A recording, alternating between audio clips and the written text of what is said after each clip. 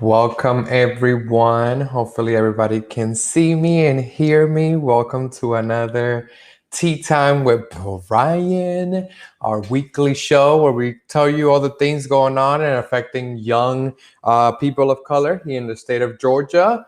Hopefully, you guys are having a good Wednesday, middle of your week. Coming to you live with some new hair. So definitely very exciting. And let's dive in. Today I am drinking some blueberry acai tea with a little bit of honey, just because it's a little windy slash, chilly outside. So just trying to combat that. And acai, if you haven't tried it, it's an amazing Brazilian fruit. Definitely try it out. So cheers. So let's dive into the topics at hand. Today, I had put out some questions, like a call to action to send me your questions to know like what is it that you want us to answer, particularly with the coming election that is less than a week away. Can you believe it? I mean, I personally feel like everybody is ready to get it over with, of course, as we want to make sure that as much people vote, we've actually, I'm sure you've seen it, been making history, not only nationally, but in Georgia in particularly, with the amount of people that have voted early and have voted by mail. So let's dive into the topics and specifically the questions that we would talk about today. One of the questions that we received was, why is the youth vote so important, and specifically the Black and brown one? That's an amazing question. The reason why it's so important is because of the fact that the youth is pretty much the one that is leading the change to a lot of the different races as well as topics that has shifted when it comes to the overturn window. And if people don't know what specifically the overturn window is the best way I can summarize it is how the public opinion sees a different topic that may have been looked at differently at another time. For example, when it comes to Medicare for all, when it comes to climate change, those are topics that in the past have not been necessarily talked about too much, but now is in the forefront of presidential elections. So that has definitely shifted in the overturn window. So we definitely, got to give props to a lot of the organizations such as, any other ones when it comes to environment as well as safety in schools with gun control. So it's definitely some of the ones that come to mind, after Parkland, and of course with all the different natural disasters that we have been seeing throughout the country. I think that's why you've seen so many of the youth saying we need climate change and we need climate change now. So that's very interesting. So that's why the youth vote is so important, because we are the signal boosters as well as the innovators, as well as the one that, to be completely honest, get the most we were pretty much, this is our future that we're deciding. Of course, we don't want to sound ageist or say that their vote is not important, but a lot of unfortunately the youth is not voting as much as, like, let's say third age individuals, or 60 plus, and they already lived their life, they already lived a good chunk of their life. So the decisions that are made today are pretty much what's going to affect our future on the short term as well as long term. So that's why it's very important for us, our voices to be heard, and for our voices to be just voted. That it's very important. And specifically, I love the fact that you said the Black and brown one, because of the fact that I always got to give shouts, props where props are due, like my mom says, is specifically Black and brown women are the ones that are coming out and voting in large drives. Like when I tell you that Black women and Latino women, Latinx women are the ones leading the change. I got to give props where props are due. The Black women are, I'm sure, as we've seen it time and time again, are the backbone of the progressive movement, as well as the Latinx women that are the ones leading the change and taking their families to voting in numbers that are almost double as to Black and brown men. So we got, my Black and brown men, please, we got to get out to vote. Thank you, Omar. I see the comment. We got to lead the change. We got to show out. They can't be doing all the work. We have to make sure that we are the ones also supporting their work, because they're breaking their back to make sure that we're not having that our voices are being heard. Because I think that a lot of times our voices are being casted aside or only listened to when it comes to elections. So we got to make sure that we show out and we vote. And we support our fellow Black and brown sisters. So now let's go into the next question. Why is this election so significant compared to past elections? This election is so significant. I mean, I love the question, but this one is specifically so significant because not only because of the circumstances, because look, we're battling COVID. We're battling, we've seen, which I love, we have seen a political unrest. And when it comes to the Black Lives Movement come to the forefront this summer. So there's a lot of things that come into play. And that's why this election is culminating in a lot of the different movements coming into play and saying like, no, we're tired. We're not seeing any change. We're not seeing any difference. It's just the same solutions and results for every single problem. And unfortunately, it's not a one size fits all. Every community has a different problem that they have to be addressed. I mean, with the Black community, with police brutality, with upward mobility, systemic racism, with the Latino communities, of course, battling systemic racism, which the pandemic has exacerbated and brought even more to the forefront. We have seen that has continued, as well as education. Unfortunately, Latinx men are not graduating at the same level as other minorities, and we have to change that. But it's because a lot of times they have to go out and work and provide for their families, so they don't have the capabilities. And it's because a lot of these schools don't make it as easy for you to go. It's a lot of times the privilege shows. That's just the reality. And also, we just want to make sure like this is going to affect for generations, because we are not only electing our president, but the people that are going to decide who is going to be in our Supreme Court. And the Supreme Court is going to decide, Roe versus Wade, as well as gay marriage for LGBT. So it's definitely a lot of things that come into play. DACA, the Dreamers, like what's going to happen with them. So a lot of things are going to culminate in the Supreme Court. So the person that is at the executive office is pretty much who is going to determine how our, not just only this generation, but generations to come, how it would affect and shift. So it's going to be interesting to see how things culminate and on, the coming weeks. So now let's go to the next question. What do people need to know about how to vote? This is an amazing question that leads me to the next topic of specifically that please do not, if you can, I understand that maybe people have to work or, have different things with their lives, but do not wait till November 3rd. November 3rd, the lines, unfortunately here in Georgia, we've made national news because the lines are normally wrapped around the building. Let's avoid that. My young people, my Black and brown people, let's go out during this week. We have till Friday to vote. So you have today till 7 and, Thursday and Friday. I would make sure at the end of this live stream to show you the graphics of where you can vote, my Richmond people, as well as Burke and Columbia County. So it's very important that we show out.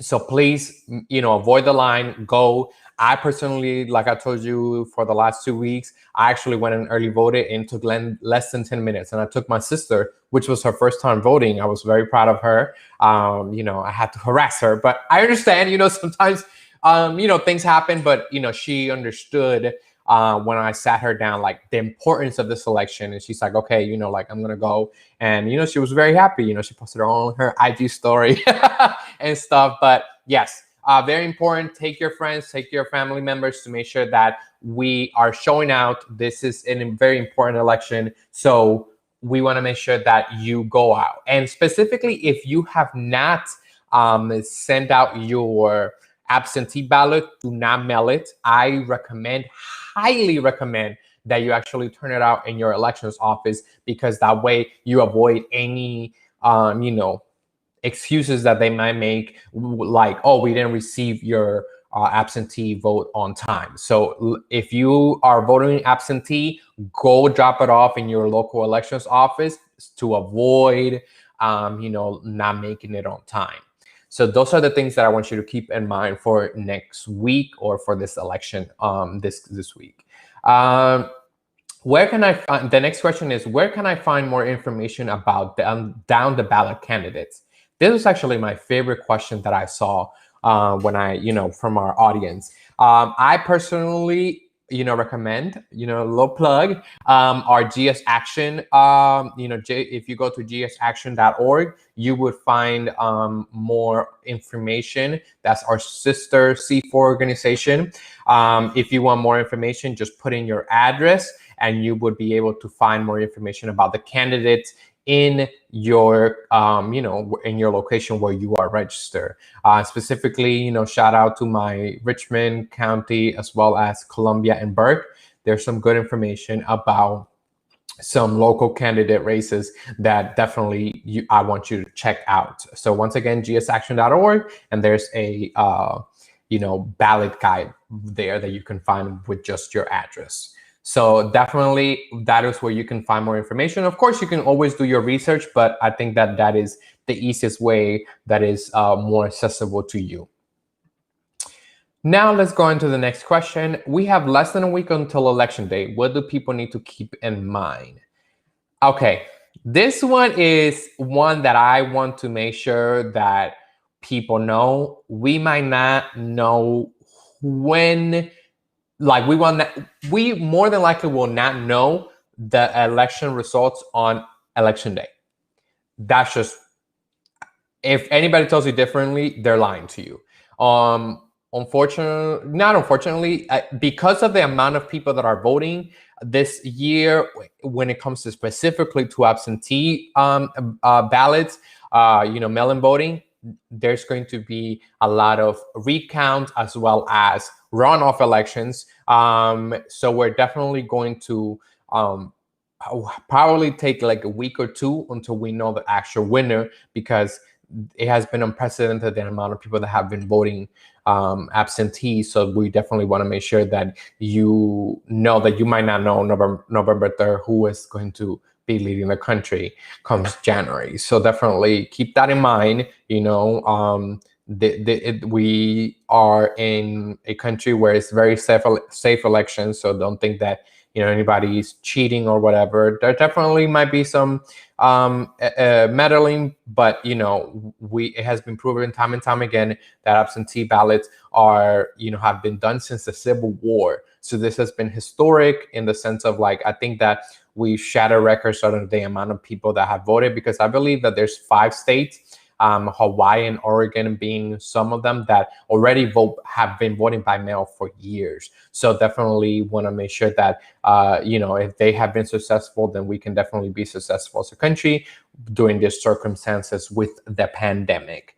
Lastly, the last question that I have from our audience, and once again, thank you for sending these in, is, this election is historic not only for the pandemic, but because of the records that have been shot at her with the amount of early voting and absentee voting. How will this affect the results? That's pretty much what I mentioned in the last question. Is going to, a lot of factors are affecting the election this year. So we're going to have, a lot of comes to play. We're going to more than likely, if you do wait till November 3rd, please be patient.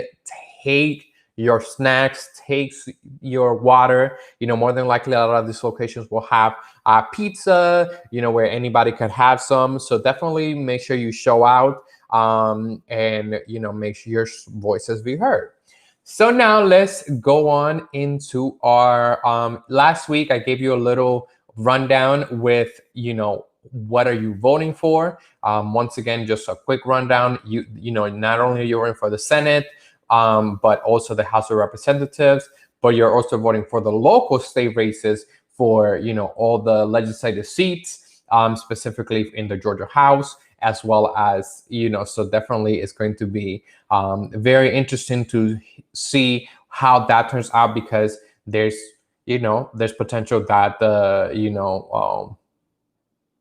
there might be a big change when it comes to the Georgia House, the Georgia House of Representatives here in downtown Atlanta. So definitely going to be interesting to see how everything goes, as well as the ballot measures or the amendments, Amendment 1 and Amendment 2. We told you more about it. Amendment 1 is more like specifically that the money that is allocated is used for what it was intended to when it comes to environmental hazards. And number 2 is like waiving the state sovereign immunity, and that's pretty much like I told you, quick rundown is just that the states can be sued or brought to court for if they have been found of wrongdoing, because before it would have to be approved by the actual state if they could be sued. So of course, like, this is something that should have been a thing, but it's not. So we want to make sure that it is a thing. And let's see. So like I told you, less than a week away. I think a lot of things have happened. If you have, like I've told you multiple times, we've seen it even in Hulu, airwaves. If you're listening to the radio, if you have, your Spotify, we definitely heard it everywhere. So, let's make sure we go out, we show out. And then let me show you actually real quick. Let me share the screen so you could see, because I know a lot of us are more visual people. Let's show you the locations for my Augusta people, specifically my Richmond people. Give me a second. Share. Okay, let's see. Is it showing? Bet. There it goes. Okay, so as you see, we are here. This is for specifically my Will and Bill Auditorium, which was where we were at this past Saturday, and I'll tell you more in a second. We had a really good, successful event, so I'll tell you about it in a second. But just so you know, this is where you could go vote. It is the Will and Bill Auditorium from 8:30 to 5. So make sure you go out. A lot of these might be now this, till 7 p.m. Because this is for last week. And then we have Burke County Courthouse. These are all the ones that you could go vote, as well as in Columbia, the Uchee Creek Library and the G3 Government Complex. So those are the ones that I want you guys to keep in mind. And finally, to specifically with the Party of the Polls this past Saturday. Thank you so much for everybody that came out. We had a very successful event. So thank you. We had a lot of people come out to enjoy, of course, safely, to register, to cast their ballot, as well as enjoy some good food and some good music that we had available for everybody at the James Brown Arena / William Bell Auditorium. So make sure you look out for us for November 3rd. We have some more events planned for you, my Richmond people. So definitely look out for Georgia Shift. We want to make sure that you guys, know that all voting is local. So we want to make sure that you are voicing your concerns, and, make it a family activity, make it a friends activity, take your friends. So let me see. And finally, want to make sure to open out and, open up what, how has been the process for you to voting? Did you have to vote? Did you have to wait long lines? Tell me more about it. I want to hear more in the comment section. So tell me, has it been easy? Has it been like me, where I only took 10 minutes? Has it been long? Let me know where you're tuning in from. Is it, from somewhere in the Atlanta metro area, Augusta metro area? We want to hear more about it. And just want to make it, give you all a shout out again for showing out to our party of the polls. And we will see you next week for another Tea Time with Brian. Thank you so much and have a great rest of your week. Ciao.